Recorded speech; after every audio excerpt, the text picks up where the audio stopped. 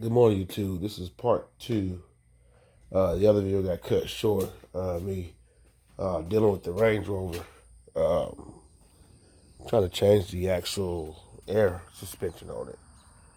What I did find out, the passenger side, well, I was trying to look for the vacuum part where I could actually let the air out.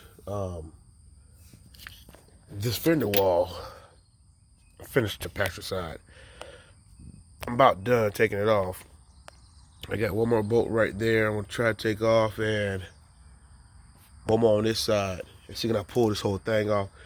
And I'm looking for a box with lines going into it so I can unconnect, and that'll keep the air from going to the shock.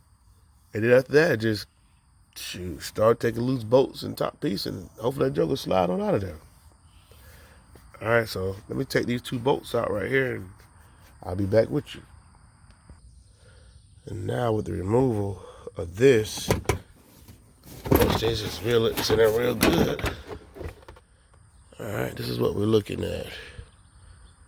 And bingo, this is what we need to disconnect right here. Let me look at it and see what lines got to be disconnected, and I'll get back with you on it. But this is exactly what we're looking for right here, this device. You have to disconnect it,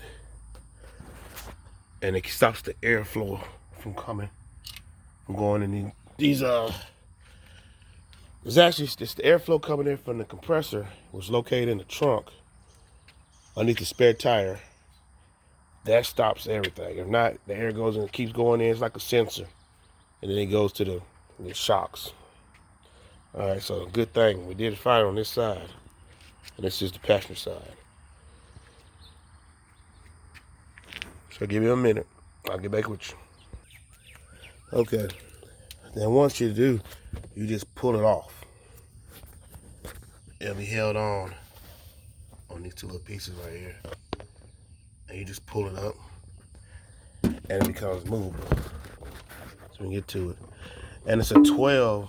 The airlines are connected by a 12 millimeter wrench. So, but we're gonna take off the black line, and you're gonna take off the orange line. We'll leave the green line hooked up.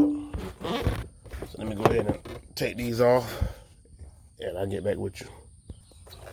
Okay, now we have both of them disconnected. As you can see, the orange goes on this side, that's disconnected, and the black goes up top right there. And they are both disconnected. All right. So with that being done, now you go back to the other side and basically start taking the shock off. Hopefully I got it jacked high now. What I'm finna do, I'm finna take off this. Hold on. All right, next thing you wanna do, I did it to try to test it out, but this pole, this part right here, I can't think what they call it, but in order to get it off, it's a 19. It's got a rubber bushing behind this.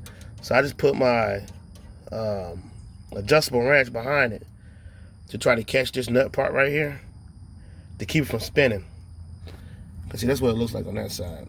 I don't know if it's a tool that goes around it to hold it, but once I did it, it stopped it from spinning the nut, and it came on off.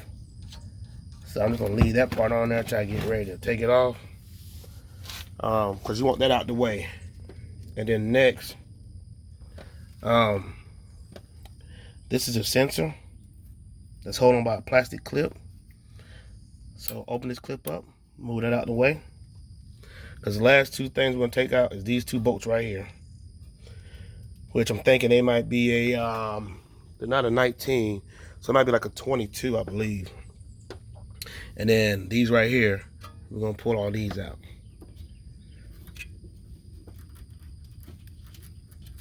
And move them off to the side. They're for your brakes, brake lines and all that stuff. So yeah, move all those out way to the side like that.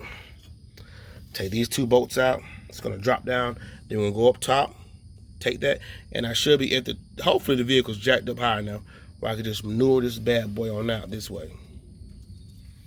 So let me go get my tool for that part.